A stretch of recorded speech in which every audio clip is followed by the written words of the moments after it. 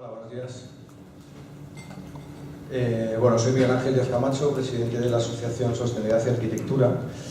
Y bueno, quería dar las gracias a NAN, la revista NAN, por invitarnos a la asociación hoy aquí a poder hablar con todos ustedes de la Ley de Rehabilitación, Regeneración y Renovación Urbanas. También es un honor hablar después de don Antonio Lamela.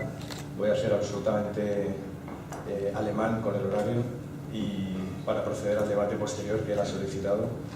Y por lo tanto, bueno, pues como mi ponencia tendría que durar 45 minutos o más, o una hora, o yo me enrollaría aquí seguramente, al igual que Javier, pues voy a intentar ser muy breve y contar las ideas básicas de por qué estoy aquí. Bueno, primero presentaros ASA, la Asociación Sostenibilidad y Arquitectura. Quizá muchos de ustedes no la conozcáis. Es la mayor asociación de arquitectos de España, que no es un colegio de arquitectos. Vamos camino de los 500, somos 400 muchos, vamos creciendo. Es una asociación que nace en 2007, impulsada por el Consejo Superior de Arquitectos de España y que ahora mismo trabaja en varios frentes que tienen que ver con la arquitectura y con la sostenibilidad, ¿no? Trabaja organizados en 5 comisiones. Comisión Global, que trabaja pues, desde la revisión del Código Técnico que nos encargó el Ministerio de Fomento hasta ahora mismo, que llevamos trabajando con el tema con la ley de la Triple R prácticamente desde que se empezó a gestar. Comisión Local, que trabaja con pequeños entornos, ¿no? En el que intentamos activar positivamente a nuestro socio, intentamos dar valor al socio de ASA desde la propia asociación. La Comisión Formación, en la que estamos trabajando desde hemos hecho talleres con niños, ¿no? Intentando trabajar con ellos, quizá el cambio está por ahí, ¿no? Empezar a trabajar con los niños en materia de ciudad y medio ambiente, ¿no? ¿Cómo puede la ciudad del futuro ser viable y ser compatible con una cierta actitud respetuosa medioambiental? La Comisión Cultural, que tiene que ver con la publicación de artículos en revistas, en libros o con mi presencia hoy aquí. Y tenemos otra última comisión, que es de investigación, en la que estamos presentando también proyectos de investigación y desarrollo. Por lo tanto, a todos los que no nos conozcan, pues les invito a que durante el café puedan charlar conmigo, dejarles una tarjeta, explicarles qué es la asociación e intentar ayudarlos mutuamente, porque realmente ahora, tanto de los socios, de todas las asociaciones, se mueven gracias a su masa social. Nosotros simplemente, la Junta Directiva, que tiene una buena representación, pues trabajamos para que en este momento tan difícil, somos conscientes de que estamos en España en el año 2013 y que una asociación que se llama Sostenibilidad y Arquitectura solo tiene sentido si es capaz de ayudar, en este caso, a la propia masa social de arquitectos. Quizás hemos olvidado decir que ASA es una asociación solo de arquitectos.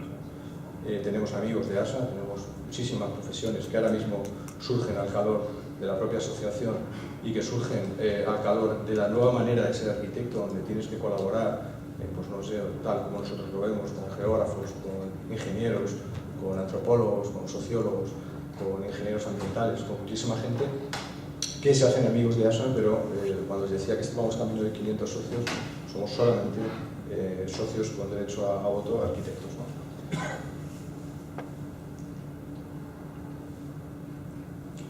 Bien, yo voy a hablar muy brevemente porque el ponente siguiente, Javier, también va a hablar sobre la Ley de Rehabilitación, Regeneración y Renovación Urbanas, del 17 de junio de 2013, y básicamente lo que yo venía a decir es básicamente esta diapositiva. El resto es una explicación de por qué nosotros pensamos esto, y en este caso incluso yo personalmente. Yo creo que esta ley que ha salido ahora es una ley muy importante, quizá la más importante desde la ley del suelo, la ley de ordenación de la edificación, que tiene una serie de fortalezas y que tiene una serie de debilidades, ¿no? Y que yo creo que convendría analizar todas, reflexionar sobre todas y ser capaces de pensar que las leyes están hechas con un cierto grado de flexibilidad, sobre todo en el siglo XXI, donde quizá una de las variables que tiene que introducir cualquier ley es su capacidad de transformación. Como bien ha dicho don Antonio al final de su exposición, quizá el cambio, la continua transformación, quizá la crisis no es sino el continuo transformarse de la sociedad, por lo tanto las leyes tendrían que estar también en esta dinámica. En ese sentido entendemos que las fortalezas que tiene la ley, bueno, su propia legitimidad, ¿no? Nosotros pensamos que hacer una ley sobre la rehabilitación en España en este momento pues es bastante legítimo y bastante oportuno y además necesario, por lo tanto celebramos que la ley se produzca, por supuesto. Pensamos que además se hace con una incidencia, o que debe tener una incidencia urbana. No, fijaros que no es una ley, o fíjense que no es una ley de rehabilitación de la edificación, cosa que clarificaría bastantes cosas. Es una ley que se llama de rehabilitación, de regeneración y de renovación urbanas, ¿no? Es decir, que empieza en la rehabilitación y acaba en la ciudad, por lo menos en el título. Y eso nos parece positivo. Es decir, el que ha pensado eso así, a nosotros nos parece positivo. Fijaos que tiene una incidencia medioambiental. El objeto final de la ley, y eso pues el preámbulo lo dice muy claramente, es reducir las emisiones de CO2 en la edificación, reducir el consumo de energía y por lo tanto mejorar el estado general de la atmósfera. Las noticias que se suceden sobre el estado de nuestras nubes negras sobre nuestras ciudades es brutal, y que la arquitectura empiece a trabajar con esa otra escala, que no es la escala del edificio, sino que es la escala medioambiental que nos afecta a todos, que es un tema de salud, pues nos parece muy positivo también, lo celebramos y de hecho, bueno, pues así lo hemos expresado, lo hemos manifestado en numerosos medios y eventos. Tiene una dimensión social, o pretende tenerla, ¿no? Nosotros esta quizás es la pata más floja que vemos, ¿no? Pero sí es verdad que la ley intenta o argumenta que quiere llegar a trabajar, pues bueno, incluso con el derecho de la vivienda, incluso bueno, llega a decir algunas cosas sorprendentes que si nos da tiempo pues podremos verlas, ¿no? Económica, por supuesto, la ley tiene un gran componente económico, es reactivación económica. Aquí no hay nada que construir, aquí vamos a empezar a rehabilitar. El siglo XXI es el siglo de la rehabilitación. En la ciudad del futuro ya está construida, ¿no? Decía Sergei Reclus. Bueno, pues veamos, ¿no? Alguien coge esa idea, la ciudad del futuro ya está construida, vamos a trabajar en esa línea, esta ley va por ahí, a mí me parece que es razonable y yo lo considero una fortaleza. Establece un marco jurídico normativo que estaba redactado de manera muy ambigua cuando era inexistente las normativas existentes. Es decir, el código técnico no amparaba el derecho a la rehabilitación como un tema específico, sino que lo dejaba bastante abierto a interpretación, y de hecho los que nos dedicábamos a la rehabilitación, pues el Colegio de Arquitectos, ante algunas preguntas importantes de responsabilidad, pues te decía, mira, eso depende del juez que te toque, ¿no? Por lo tanto, establece un marco jurídico normativo para un área que no estaba regulado. También es necesario, también es legítimo y también es oportuno. Y por último, un aumento de densidad. Lo que propone al final es la posibilidad de aumentar la densidad de la ciudad. Esta rehabilitación viene ligada a una posibilidad de aumento de edificabilidades, etcétera, que seguramente muchos de ustedes ya conocen, y eso nos parece positivo. Aumentar la densidad de la ciudad y no expandirnos como la Export City, pues parece algo positivo que tenemos que empezar a abordar y que de alguna manera la ley así lo describe, ¿no? Y por otro lado, las debilidades, pues nos parece que tiene una primera parte muy política, que es muy ambiciosa, pero que es muy genérica, ¿no? Es decir, vamos a mejorar la atmósfera, vamos a dar acceso a la vivienda, vamos a mejorar el medio ambiente. Todo este discurso que seguro que a ustedes ya les suena un poco agastado, ¿no? Es decir, realmente no me están diciendo nada, ¿no? A mí, me van a perdonar, pero soy muy pragmático, lo que me interesa es cómo vamos a hacer las cosas y cómo se van a pagar, que es la gran pregunta de toda esta historia que está detrás de toda esta ley y detrás de toda esta gran historia de que la ciudad del futuro ya está construida, pero bueno, ¿quién va a pagar esto? Es lo más importante, y cómo se va a pagar. Y yo creo que ahí los arquitectos tenemos un papel muy relevante. El otro día en el Club de Debates Urbanos hablaba Antonio Vázquez de Castro y nos contaba, ¿no?, cómo afrontaron los problemas de colonización, todas las obras que se hicieron sin dinero, ¿no?, en los años 50, que seguramente don Antonio también nos puede ilustrar, ¿no? Bien, había una creatividad increíble en cómo se pagaban las cosas, ¿no? Y yo creo que los arquitectos, es una de nuestras tesis, hemos vivido obsesionados por una creatividad mal entendida, una creatividad que bebía fundamentalmente el objetual.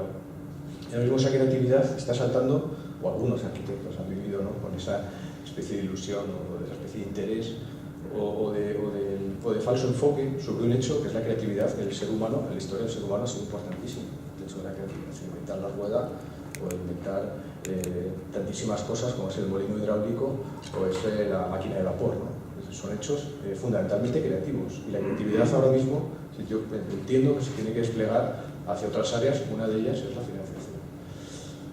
Nos parece que el informe de evaluación, al final, después de ese discurso, vamos a decir, inicial, que es ambicioso pero que es genérico, llegamos al informe de evaluación de la edificación, que es lo que realmente nos piden que tenemos que hacer, es el único documento técnico que es necesario para poder acometer una actuación de regeneración y renovación urbanas, y vemos que es poco más que una ITE con un certificado de eficiencia energética.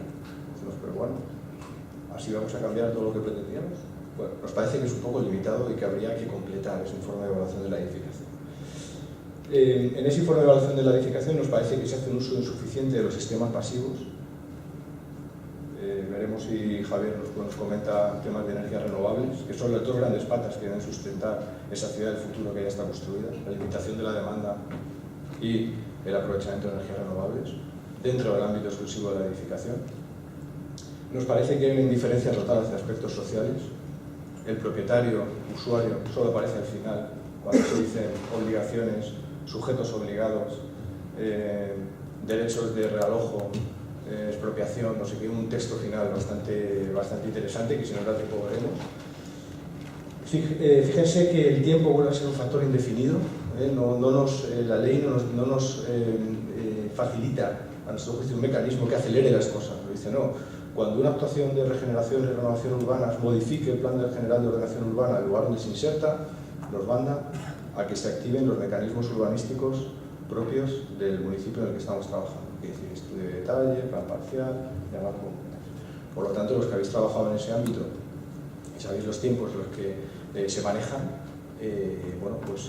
evidentemente esta ley no supone en ese sentido una especie de ley transversal, ¿no?, que cubra todas las diferentes casuísticas que se pueden dar, sí en Albacete, no en Perales del Río, a lo mejor en Córdoba, puede ser en el Escorial, sino que todo lo contrario, deja la aplicación de la normativa a las comunidades autónomas y a los municipios. Por lo tanto, en este sentido, en cuanto al tipo indefinido, realmente a mí me parece que la ley tiene una gran oportunidad para ser de verdad, apostar mucho más por fórmulas que hagan, que dinamicen, que sean mucho más rápido este tipo de actuaciones, porque no nos olvidemos, lo veremos luego, lo dice claramente en un artículo, el objeto de la ley es realizar obras de rehabilitación.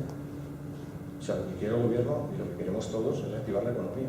Si queremos con este sector, tenemos que hacerlo ahora, porque si al final la primera obra de aplicación de esta ley dentro de 7 años o 8 años, yo no sé si va a conseguir su objetivo, ¿no? Y hay varios informes en esta línea bastante negativos, ahora lo veremos, ¿no? Me refiero a colegios de administradores de fincas, asociaciones de jueces y magistrados de España, en fin, esto se ha hecho muy rápido, que es un problema del que ha tenido, a mi juicio, y no incorpora variables en el tema temporal muy importantes.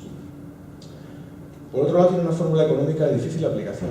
Tiene una fórmula económica que se basa en el usuario, el propietario, al que se le obliga a pagar por una cuestión que es el deber de conservación, o sea que ya existía, todos tenemos el deber de conservar nuestras edificaciones y si no lo hacemos pues tenemos unas sanciones que pueden llegar a la expropiación, pero claro, incluir la rehabilitación energética dentro del deber de conservación puede hacer en unas comunidades de propietarios en las que no es que no puedan pagar 7.000 euros para rehabilitar, es que no pueden pagar 70 para poner los buzones nuevos y todos los que estéis rehabilitando inmuebles antiguos, porque estamos hablando de que no se va a rehabilitar un inmueble del año 2004, estamos hablando de que se van a rehabilitar inmuebles de los años 50 y 60, inmuebles de más de 50 años, en los que viven colectivos sin riesgo de exclusión social, pues sí, personas mayores, inmigrantes, es decir, personas en las que yo creo que es necesario llegar un poco al primero A, al primero E, al segundo A, al segundo B, conocer un poquito qué pasa ahí dentro, porque si realmente vinculamos el éxito de esta ley a que paguen sus propietarios, esa pata por lo menos va difícil. La segunda pata es la administración. No, que pague la administración, o que pague Europa, ¿no? Ahora van a venir unos fondos FEDER, ¿no? Otra leía por ahí 4.000 millones de euros, no sé cuánto. Pero es que ¿cuánto debe la administración ahora mismo? Voy a poner el caso de Madrid, ¿no? ¿Cuánto debe la administración ahora cuando lleguen esos fondos? Es que hay comunidades que han pedido créditos para poner el ascensor, porque si no, no pueden subir los abuelos, se los han dado y la administración no ha cumplido. La semana pasada hubo una asamblea aquí en Madrid, donde se ha denegado esa ayuda.